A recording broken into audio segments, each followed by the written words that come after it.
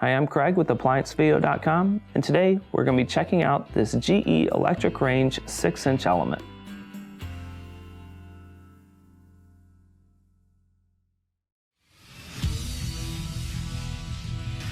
Be sure to visit ApplianceVideo.com, where you will find thousands of repair videos on the latest technology.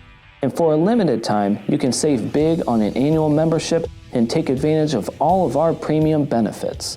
ApplianceVideo.com. Do it right the first time. You will need a multimeter for component testing. The main reason why you'd be needing to test this element would be if it is not heating. Now, since it's a single coil element, the first thing you'll want to do is a visual inspection. Look inside to see if you find a break anywhere in this coil. If there is a break, usually have some smoke around it. Obviously, it will need to be replaced. In order to test the element, we have a couple of different terminals here.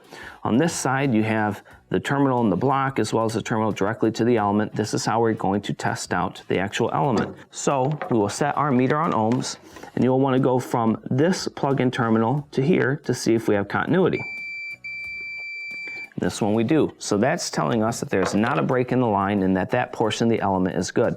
Now this also has kind of a safety switch through the middle.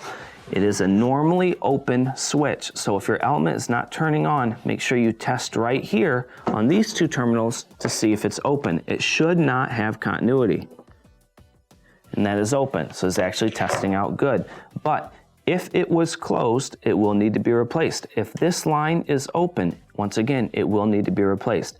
If you are uncomfortable, make sure you call a certified technician, and this will wrap up this segment on this GE 6-inch element.